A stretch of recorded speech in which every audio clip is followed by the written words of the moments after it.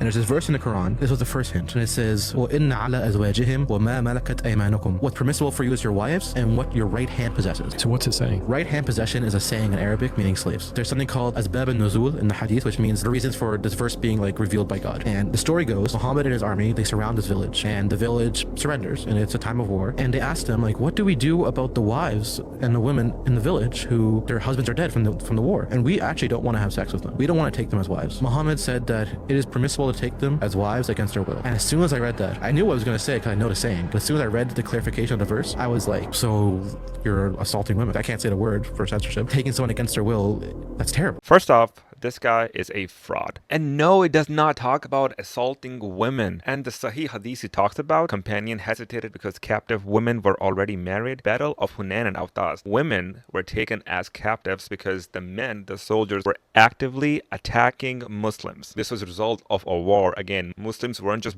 barging in and kidnapping women and forcing themselves on them. Many were freed. Whatever village or tribe they were taken captive from, if they gave ransom, they were to be given back. That was the law. Many captive women married the men who took them in. Prophet Muhammad married Safiya. She was taken as captive after war. Every ancient empire had slaves. They were abused, they were beaten, they were but Islam is the only one that reformed slavery, that gave slaves right, that made freeing slaves a virtue. Quran chapter 24 verse 33. And if they seek to be freed, then make a contract with them if you know any goodness in them, and give them from the wealth of Allah. Not just free them. If you're willing, give them money as you free them. Slaves could legally enter a contract with their masters for freedom. That is not something that was offered in the colonial slavery. Again, in the Quran, chapter 90, verse 13, calls freeing slaves an uphill virtue. Emancipation was considered a virtue. The restriction and rights and rules that slaves had are exclusive to Islam, yet no one talks about it. Then again, when I say slavery, I don't mean the colonial Atlantic slave trade where people went in and kidnapped. These things do not exist in Judaism and Christianity. I can tell you, in Old Testament, it talks about the exact same thing, taking women war captives and then letting them go if they don't delight you anymore. That means they did not have any rights. Once you're done with them, you can kick them out.